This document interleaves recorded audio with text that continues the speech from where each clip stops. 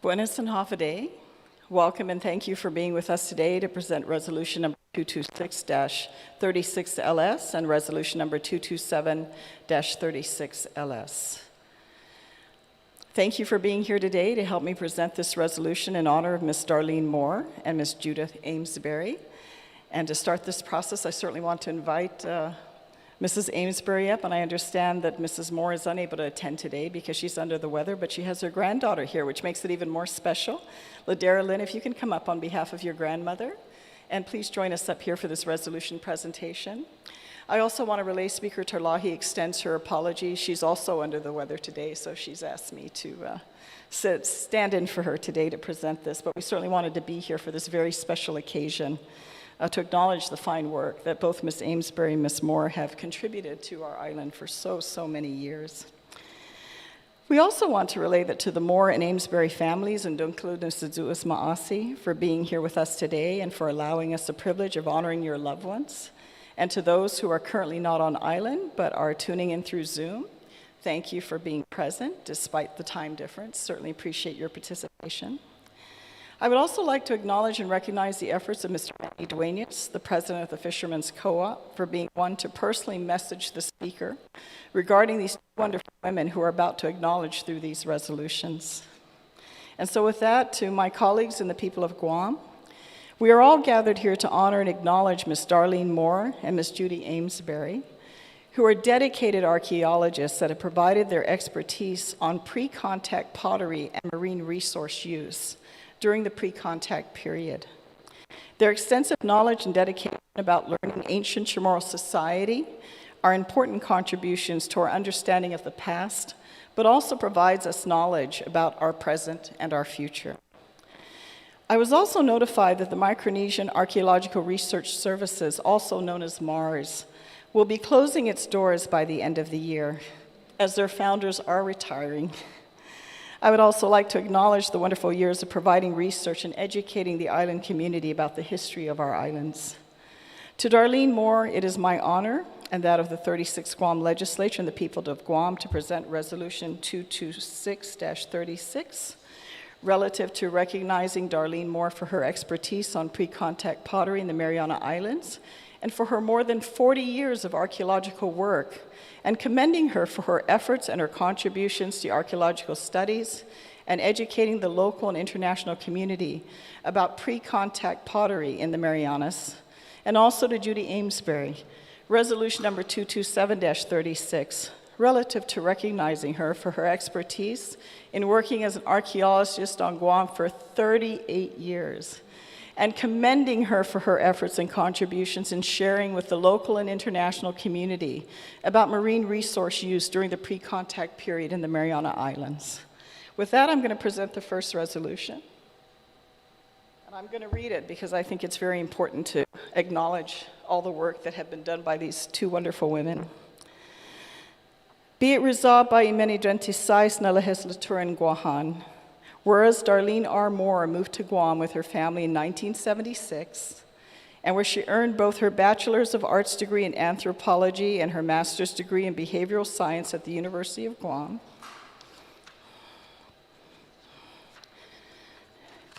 And whereas Darlene has worked as an archaeologist in Guam for more than 40 years, and her work has contributed to the body of knowledge about the Chamorro people, with a specific focus on pre-contact pottery in the Mariana Islands. And whereas in the late 1970s and the early 1980s, Darlene worked for the Territorial Archaeological Lab and participated in the excavation of Ipao Beach. In the mid-1980s, she worked with the Micronesian Area Research Center, MARC, at the University of Guam, and was co-author of the Tumon Bay Area Overview. And whereas in the summer of 1988, Darlene formed a sole proprietorship known as the Micronesian Archaeological Research Services, MARS. And in early 1992, the sole proprietorship became a scientific and educational nonprofit corporation. And Darlene Moore and Judy Amesbury have now served as directors of the nonprofit corporation for the past 30 years.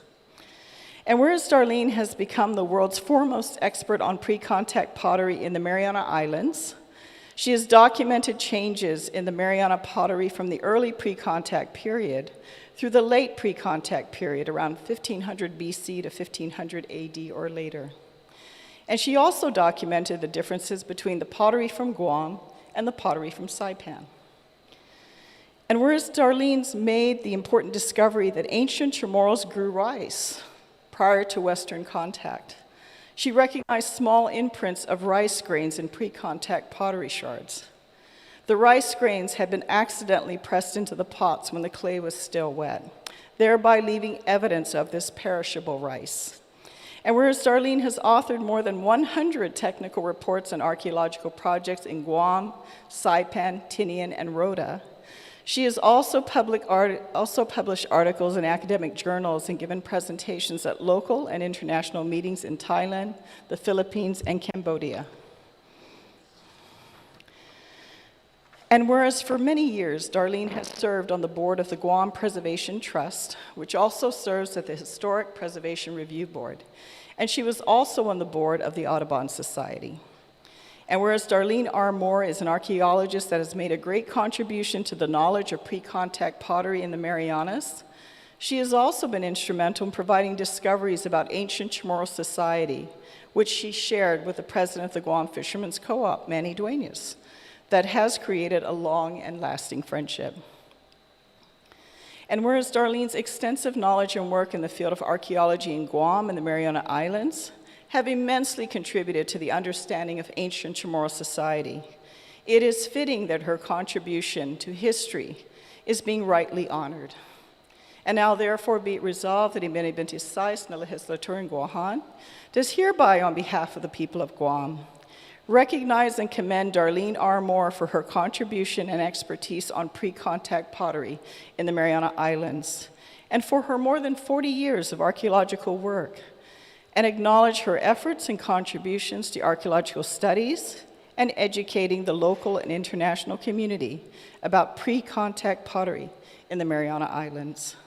And be it further resolved that the Speaker certify and the Legislative Secretary attest to the adoption hereof, and that copies of the same be thereafter transmitted to Darlene R. Moore, to Manny Duenas, President of the Guam Fishermen's Co-op, and to the Honorable Lourdes A. Leon Guerrero Imagatlahin Guahan.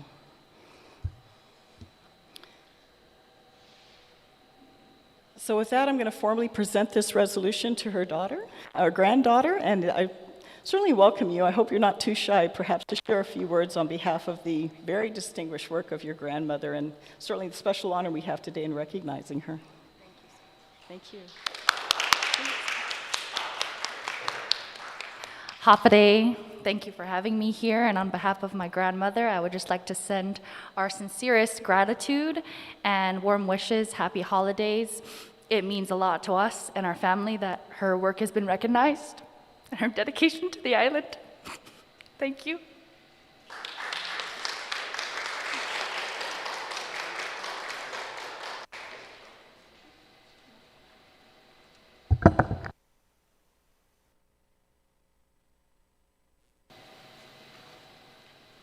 Come on closer, please, come on. Don't go too far yet. Not yet, please, by all means. Next is resolution number 227-36, and this is certainly to recognize the work of Judith R. Amesbury. Be it resolved by Menibentisais na legislatura in Guahan, whereas Judith R. Amesbury earned a Bachelor's of Arts degree in anthropology with a high distinction from the University of Arizona, and whereas Judy did archaeological work in Arizona, Israel, and Hawaii before moving to Guam with her family in 1974. And whereas Judy has worked as an archaeologist on Guam for 38 years and is one of the 4 founders of the Micronesian Archaeological Research Services, MARS, which is a scientific and educational nonprofit corporation on Guam. And whereas Judy's area of expertise in marine resource use, particularly pelagic fishing and mollusk collecting by the ancient Chamorro people, and whereas Judy has served on various committees in the Western Pacific Regional Fisheries Management Council for 20 years, and she's authored more than 100 technical reports and archaeological projects on Guam, Saipan, Tinian, and Rota. And whereas Judy has published her original research in academic journals and given presentations both locally and internationally in Australia, Palau, the Philippines, South Korea, Thailand, and Vietnam, and she's enjoyed communicating archaeological findings to the public through 4 booklets, a website, and 2 films. And whereas Judy's abundant knowledge of pelagic fishing has created a long-lasting friendship with the president of the Guam Fishermen's Co-op, Manny Duenas, and her work includes archaeological field surveys and excavations, laboratory analysis with a focus on Funo, remains, mollusks, shells, and fish bones, oral history, report writing, and filmmaking. Wow, that's a lot, Judy.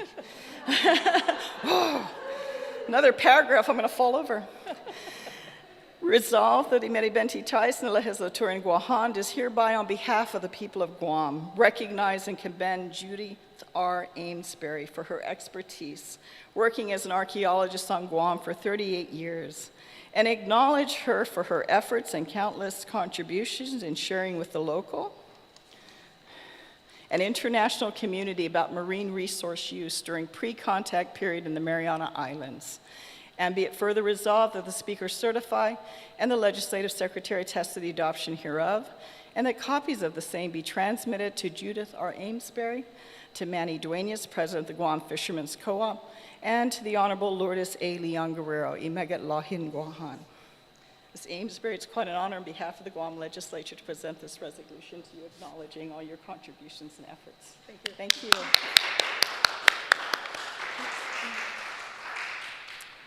I'm just sorry that Darlene isn't here today. Hi, Darlene. I'm just happy that Ladera could come.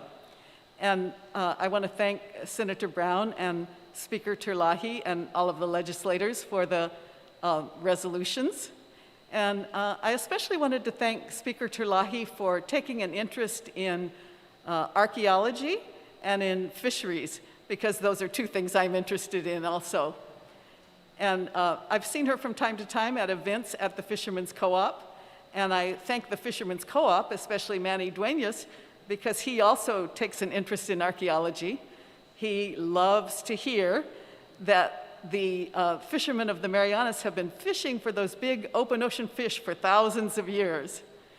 And you know, we fish for mainly 5 open ocean species in the Marianas. That's skipjack and yellowfin tuna, mahi-mahi, marlin, and wahoo.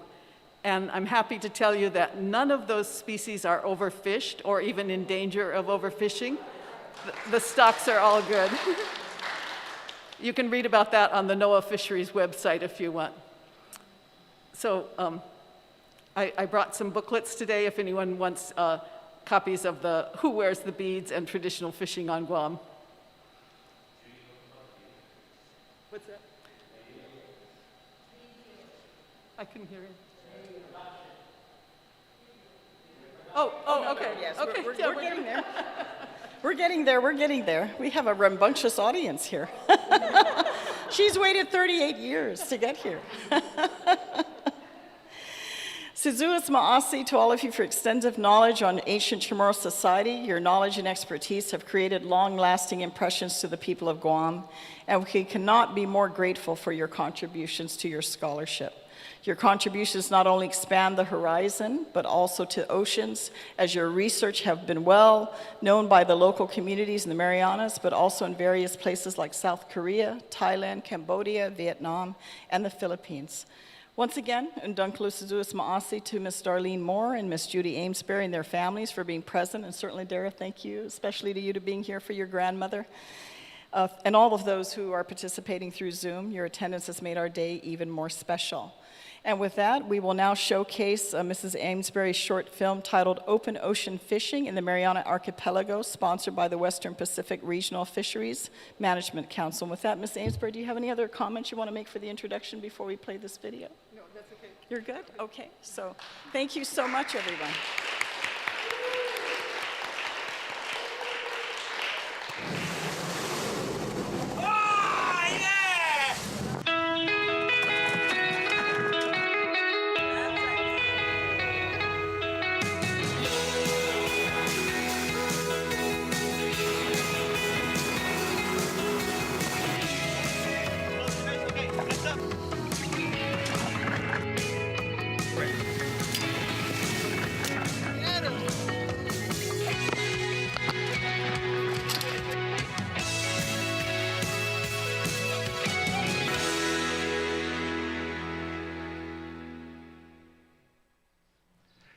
I've got a tale to tell.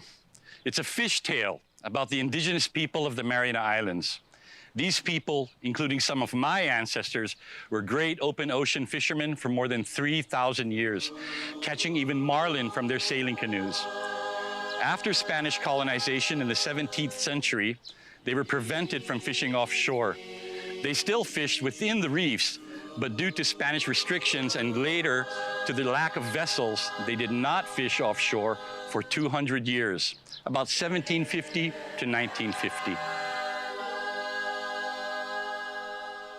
In the 20th century, these people began to buy boats and develop their exceptional fishing skills again. In fact, a Guam fisherman caught a world record marlin, a monster of more than 1,100 pounds, in 1969. This is a remarkable comeback story. The Mariana Islands are 6,000 miles west of the coast of California. The southernmost island, Guam, is a United States territory. The northern Mariana Islands are a commonwealth of the United States. The people of the Marianas became U.S. citizens in the 20th century.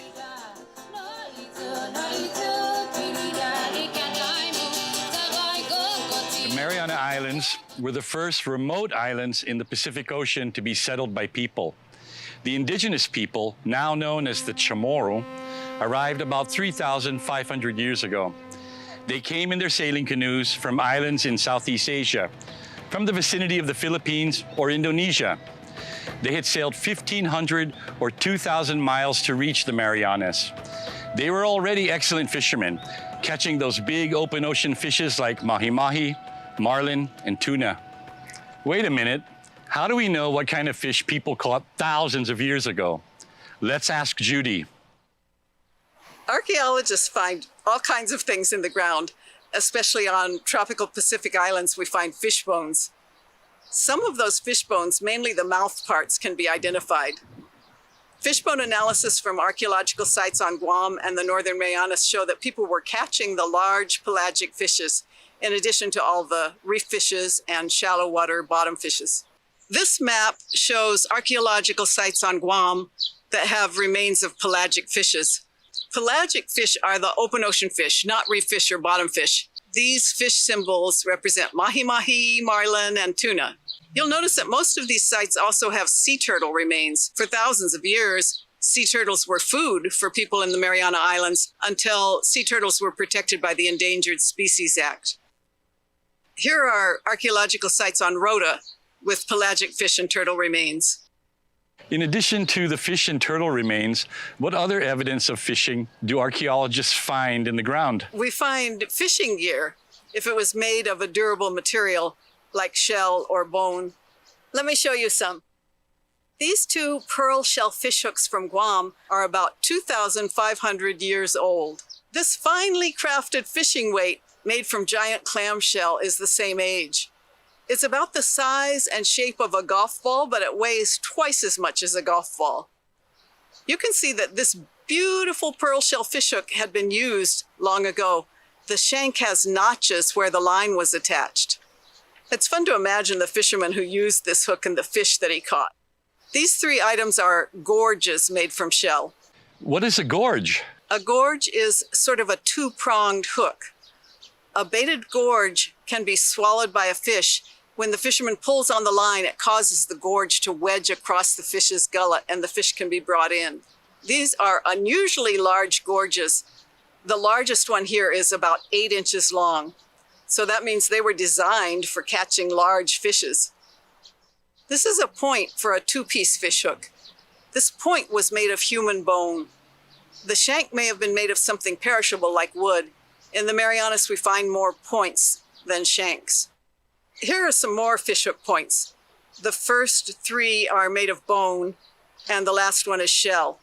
The bone is probably human bone because there were no large land mammals in the Mariana Islands before European contact. I know the Mariana Islands were not only the first remote Pacific islands to be settled by people, they were also the first to be contacted by the Europeans. That's right. Magellan arrived in 1521. We just observed the 500th anniversary of his arrival on Guam. He was from Portugal, but he sailed for Spain And not long after his arrival, the Mariana Islands were claimed by Spain. The early European explorers who came to the Marianas wrote about what great fishermen, sailors, and swimmers the indigenous people were. Can you tell us a good fish story from back in those days? Can I ever? This story was told in 1602 by a Spaniard named Sancho, who had been shipwrecked in the Marianas. He had become a servant to a Chamorro master. He said his master went fishing far out to sea. He caught a flying fish and ate the first one raw. Then he used a second flying fish as bait. He hooked a blue marlin, but as he was trying to land it, a shark attacked the marlin. When the fisherman did not let go of the line, his boat capsized. The fisherman tied the end of his line to the capsized canoe and followed the line down to the shark. He was able to fight off the shark, land the marlin, and right his canoe. Sancho said his master sailed home flying a woven mat as a banner. Once ashore, he told what he'd done and very proudly strutted pompously along the beach. I think I'd strut pompously along the beach too if I'd done all that. It wasn't until 1668 that the Spanish colonized the Mariana Islands. Hostilities soon broke out and the islanders rebelled against the Spanish for 25 years. The Spanish burned Chamorro villages and canoes. They pursued fleeing canoes and captured fugitives who had fled from Guam to Rota. The indigenous population was drastically impacted, not only by the Spanish Chamorro warfare, but also by the diseases introduced by the Europeans. All of the remaining people were required to settle on Guam in certain villages around the churches that the Spanish had established. The final battle occurred on the small island of Aguijan in 1695. Some people were allowed to remain on the island of Rota just north of Guam, but all of the islands north of Rota had been emptied out by about 1730 when the Spanish mission on Saipan was closed. After that, the Spanish did not allow the Chamorro to go out to sea, so the Chamorro no longer built their large sailing canoes. For inter-island travel, the Spanish used people from the Caroline Islands to the south of the Marianas. Carolinian people became a second indigenous group in the northern Mariana Islands. They're now known as Rafalawash.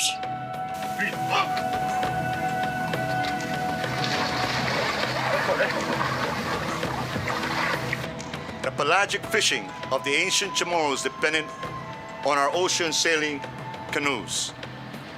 They were seen and described by Europeans, visitors from Magellan's arrival on.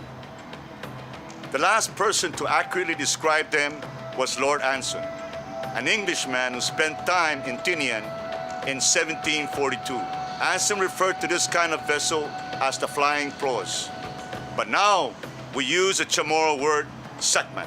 Anson and his men captured a Sakman, dismantled it, and drew the plans for it.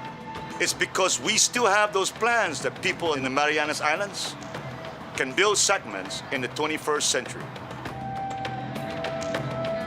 Lord Anson wrote, "Their flying proas, which have been for ages the only vessel used by them, are so singular and extraordinary an invention that would do honor to any nation."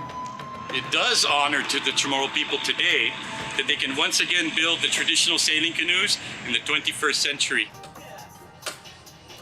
Can you tell us about the process of building canoes? The first thing that we usually do is we look at a log. Whatever the size it may be is what we're going to start with. That the main log would be the hull itself, the main hull on the bottom. Mm-hmm. And then we look at another log that will start to make the matas, the two ends. That determines the length, the total length of the canoe. Once we've dug that all out and attached them together, then we start making the planks and build around it. So then we look for another log and we use another log to make planks. And then that planks is what we're going to raise it up to the sides and to the size we're looking for. So it's anywhere between 3 to 4 trees. And then the outrigger alone is one tree itself. So that again determines the size of the outrigger we have. So we try to find a medium and find lighter, but will stay on the surface and bounce, while, as we're saying. So we're looking for speed. So from the side, we'll look at the design of the hull, and then we'll find from the hull what angles we're going to need to make those curves, and what thickness of planks we need to cut to build the sides. We place them together, we glue it, and we tie it down. Make the next plank come up until it just keeps coming up until you actually have the full hull. The kids enjoy it. You know, the younger generations are having a beautiful time learning how to use the mats, how to use modern tools. You know, the sooner we get the canoe done, the sooner we go out and sail.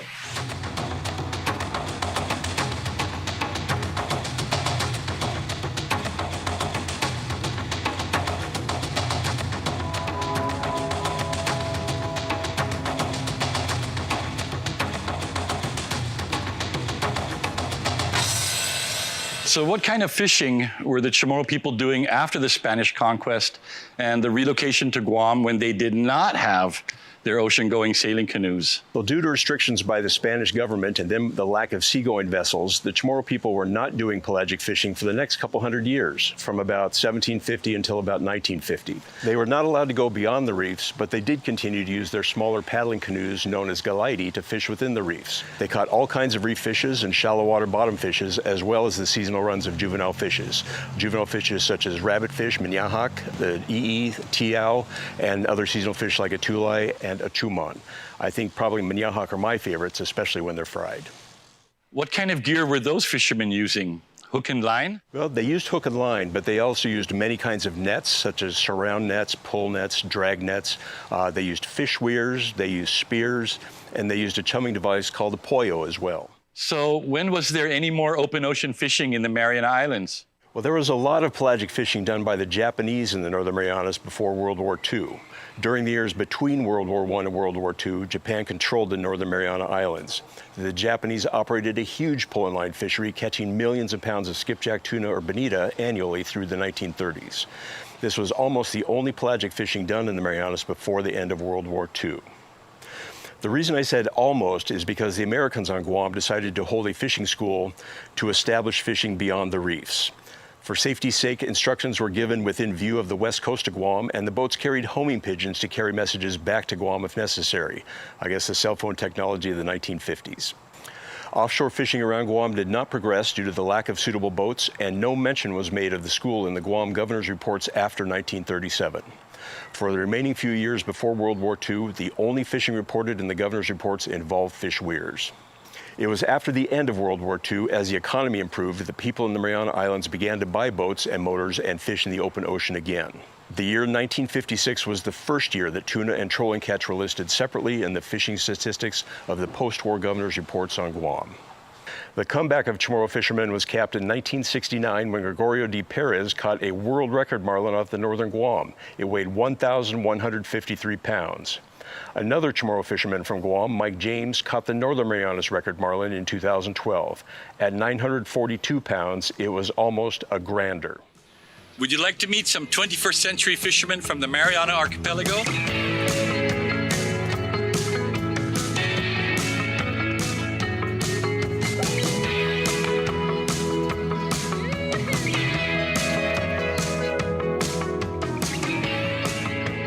My name is James Borja, and I've been fishing for going on 45 years now. And my father actually taught us how to fish at a very young age. And he was 5 years old at that time. And from there, we just never looked back.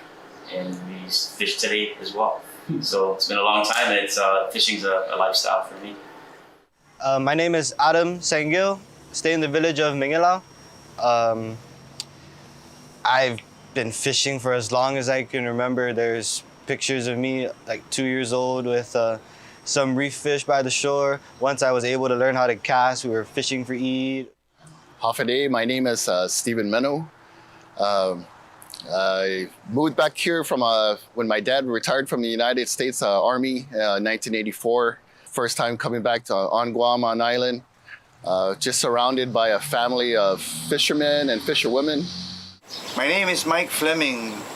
I'm born on Tinian and grew up there and learned how to fish with my grandpa, my uncle, and other relatives and friends fishing on the island of Tinian during the 1960s. My name is Cecilio Raikulupi, born and raised on the island of Sarawak, and I learned how to fish from my dad, my grandpa, my uncles, and the whole clan.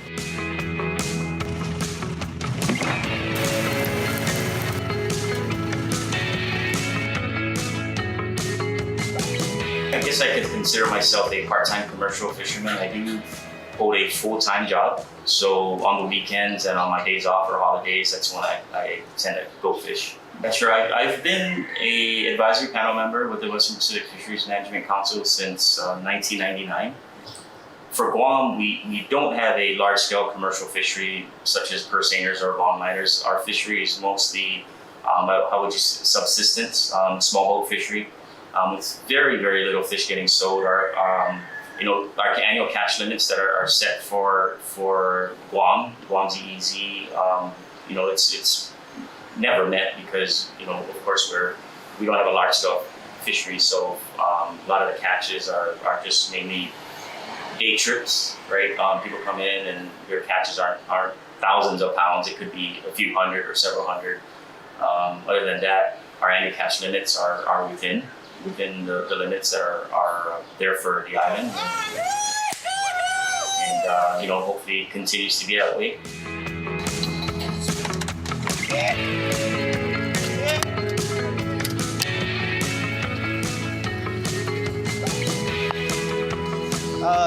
Fish a lot with my dad.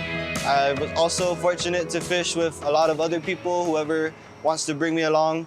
Now that I'm a little bit older, my friends have boats, fishing with them. You never stop learning how to fish. We do fish for special occasions, but then again, dinner is a special occasion. So anytime we can get fresh fish for a meal, it's always a good time. But sometimes I get sent out to look for a marlin for a party, or if conditions are right, we might switch up from trolling and go bottom fishing just for a fresh fish for the house. Special occasions, yeah, all the time. We get asked for fish left and right for everyone's events.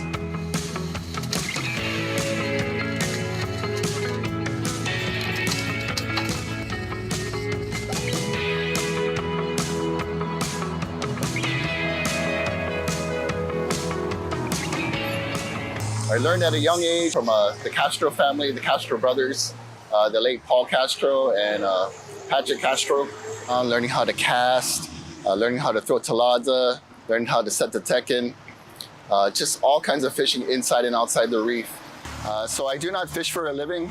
I'm a teacher at Southern High School. I teach math, and I coach soccer, youth soccer for the community. When we do catch fish, what we try to do is share with the family. Whatever's left over from that, we try to sell to local restaurants or the fishermen's co-op just to replace or replenish, the money that we spent for gas, ice, and any gear that we lost, and for maintenance of the boat. I consider fishing a very important part of our culture, just like our language. If it's not practiced and carried through, it's basically going to be gone. For me, I try very hard to include my kids in everything I do, from loading the boat with all the gear, getting ice, to even doing maintenance on the boat, taking them fishing, waking up them in the wee morning hours and making them come home after the sun has set. They understand that fishing is not easy. They understand that our ancestors even had it at a harder time, more difficult back then. But it's just like anything with any culture. If it's not practiced, if it's not passed on through generations to generations, it's lost. I feel it's a very important part for all of us to share it.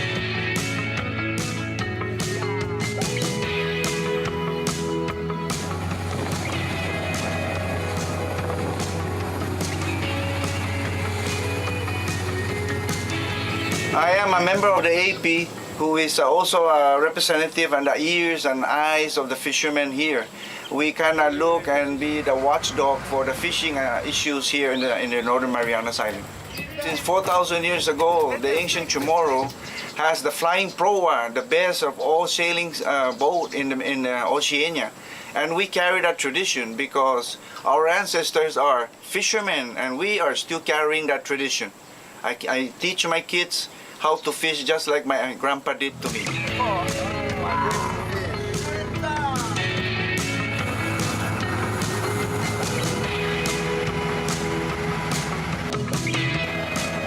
I'm on the advisory panel on the Western Pacific Fisheries Management Council for CNMI and Marianas Archipelago.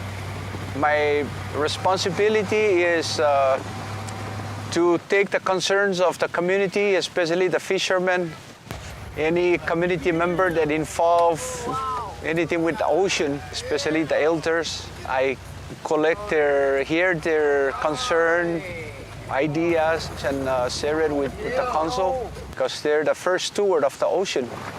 The reason why I say fishing is the most important part of our culture and community is because we live off fishing. And there is nothing else to do better than to go fishing and pass on that knowledge to the future generation and also to take care of the resources for the next generation. Wow! Double! Very good honor! Wow! It isn't really surprising that the original inhabitants of the Mariana Islands were great pelagic fishermen. Remember, those people had to sail 1,500 or 2,000 miles just to get to the Marianas.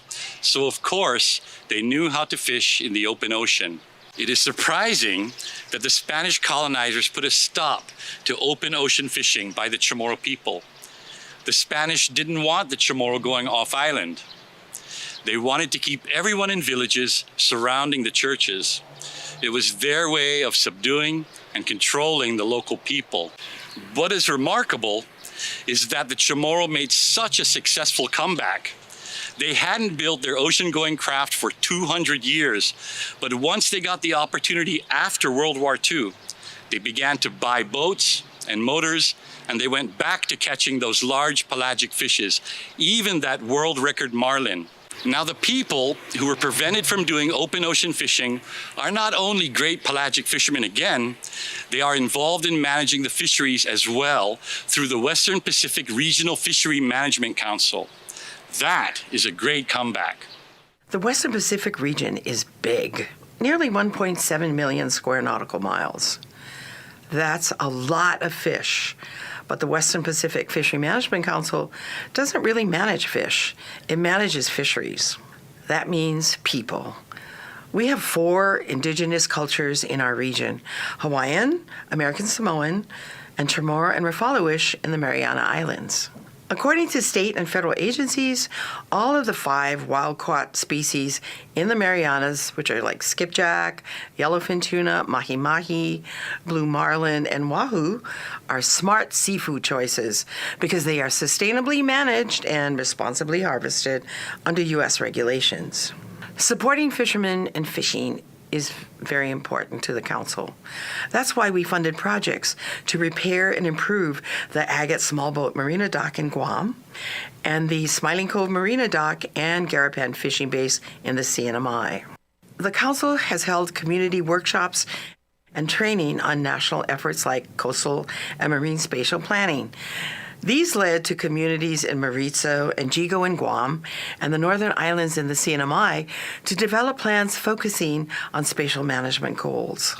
The council produces lunar calendars annually to encourage people to use traditional practices and knowledge to guide their activities, such as fishing at certain times of the year.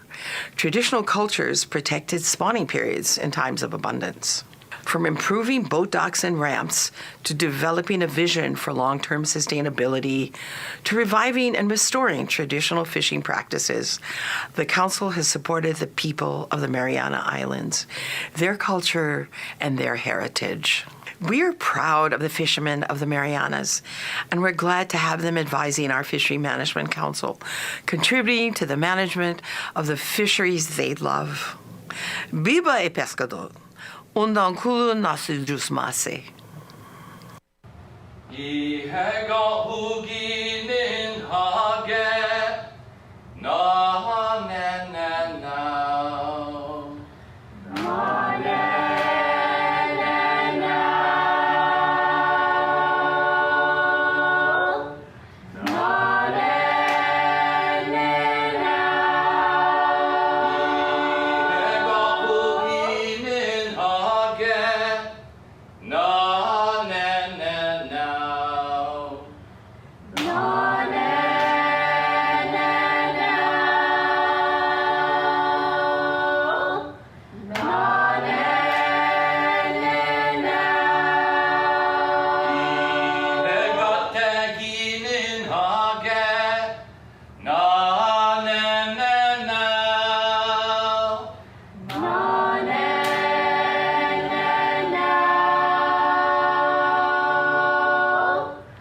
na